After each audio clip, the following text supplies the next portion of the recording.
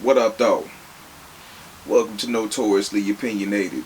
I'm your man, Scrapadocious, aka Negus the God. And in this video, I'm gonna give you 5 things you need to know to survive a traffic stop. On this channel, I discuss controversial topics, but I try to give useful information and insight. So if you like the content on this channel, consider subscribing. If you like this video, hit that like button, share it, and hit the notification button so you can be aware of any time I upload new content on YouTube. Today, we're discussing the 5 initial things that you need to do to survive a traffic stop.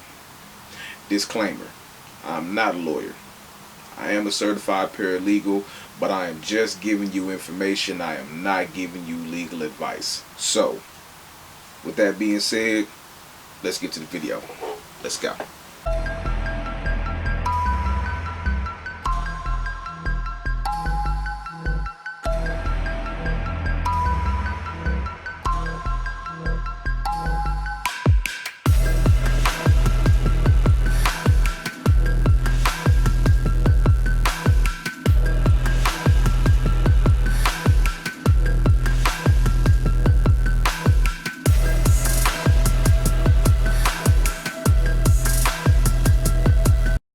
Understand that police officers are trained to view traffic stops as potentially dangerous and deadly situations.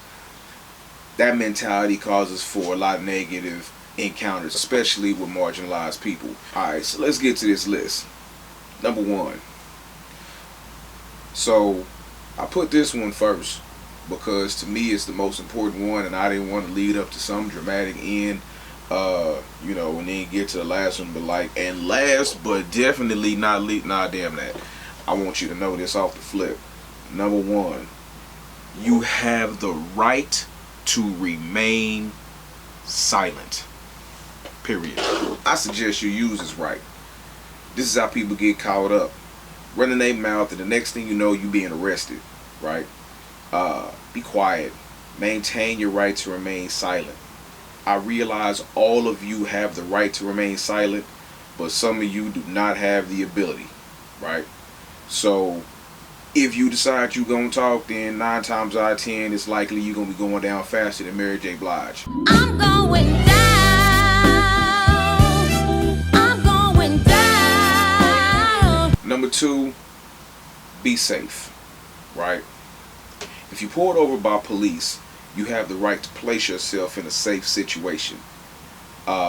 So if you don't have a place to where you feel safe, if you feel unsafe to pull over your vehicle where you're being directed to, either due to inadequate lighting, unsafe passage to the right side of the road, or you just don't feel safe within your person at that particular moment, you can turn on your hazard lights.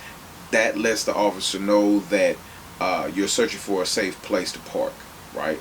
That also lets the officer know that you acknowledge the fact that you are being pulled over, and as soon as you find a safe place to park, that you're going to pull over and do so. So find somewhere, preferably well lit, well populated, maneuver to the right till you come to a stop. Once you park, call somebody that you trust and let them be on the line on a video call, right? Turn off the car, turn off the radio, and going live is kind of really up to you. Number 3, rolling down your windows, right? This is another kind of big one. So you really only have to roll down your windows, I would suggest like 1/3 of the way down, because this allows the officer to clearly see inside the vehicle so that there is no miscommunication of intentions. Your window only has to be low enough to hand the officer your information, and so that they can clearly see what's going on inside of the vehicle, but also so that you two can clearly communicate with each other. If you have tinted windows, my suggestion would be that you roll your windows down at least 3/4 of the way, or possibly all the way down, so that there is absolutely no miscommunication of what's going on, right? Have your license, registration, and proof of insurance ready and on deck, so you don't have to go searching for it. And once the officer asks you for these things, let them know the movements that you are about to perform before you do it, and do it slowly, right? You want to perform these acts slowly for the same reason that you would want people to react slowly around you. Like, you have to understand that these police officers are still people, and again, as somebody who was in the streets, I can tell you that I still to this day don't like people moving around me too doggone fast. If you moving hella jerky or hella hasty around me, I'm gonna react. And so I don't know why you wouldn't think that somebody else with a weapon on their hip is gonna react if you get to moving hastily and quickly, and they don't know what your actions is all about.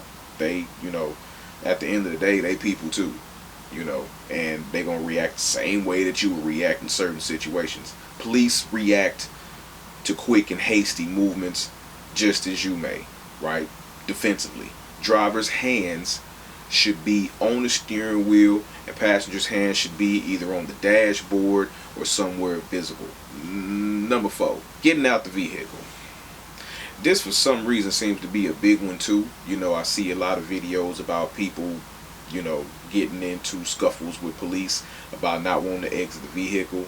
But there's a lot of people that feel like they don't have to get out of the vehicle, as if it's a right or a freedom of theirs to not have to get out of the vehicle. And prior to last year, you might have been half-ass right, but like I said, this getting out the vehicle thing seems to be a big one. And so, number 1, don't get out of your vehicle unless you are asked to do so, because if the police pull you over and then you just automatically hop out your ride, again, they could interpret this the same way that you would if you pull up on somebody and they just hop out the vehicle. How are you gonna react? So the police is gonna act and react the same way that you were liable to react. So don't get out your vehicle unless the police ask you to. But if the police ask you to exit your vehicle during a lawful traffic stop, then by law, the Supreme Court of the United States, as of September of last year, September of 2021, says that you must do so. So if you want to look it up, go to Pennsylvania versus Mims if you want to research that ruling. But that story pretty much goes like this. It was a cat named Harry Mims, and 2 Philadelphia police officers ordered him out the vehicle, right? He complies with the order. He gets out the vehicle, and they find a gun in his coat pocket, right? Mims tried to suppress the evidence unsuccessfully, citing the 4th Amendment violations of an illegal search and seizure, right? The Pennsylvania Supreme Court agreed with him and reversed his conviction and said that, the police violated his 4th Amendment rights. The Supreme Court of the United States, however, reversed Pennsylvania's decision and cited that police safety was of the utmost importance, and it is just a mere inconvenience to the driver when compared to the safety of the police officer. The Supreme Court stated, and I quote, that it is a minimal and reasonable intrusion of a person's freedom to be asked to step out of the vehicle. That's what SCOTUS said. That's also why I say that we really don't have freedoms or really rights in this country. We got liberties. That's it. So you can get hit with obstruction of justice if you refuse to get out your vehicle if the police ask you to. So, it's just up to you whether you want to have those kind of problems. But it has to be a lawful stop for them to ask you to get out the vehicle. Number 5.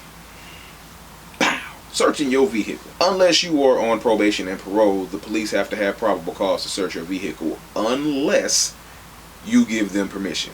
If you give them permission to search your vehicle, they have every right to search your vehicle. If you do not give them permission to search your vehicle, that is an illegal search. Period. That's an illegal search if they search your vehicle without your permission. It does not, presume guilt on your part by any means if the police ask you to search your vehicle and you say no. You know, you're just upholding your right, and I strongly suggest that you do so, right? This don't mean that they won't do it anyway. This does not mean that the police will not search your vehicle anyway, but you stating out loud, I do not consent to this search of my vehicle. No, you may not search my vehicle. Maintains your rights in the event that anything goes wrong, right? They could plant something in your vehicle, anything, you know. Anything could go wrong and you can get hit, right? But stating that you don't consent to them searching your vehicle maintains and upholds your rights. But always get the police officer's name and badge number and all that, just in case anything goes wrong or if you feel a certain kind of way about it.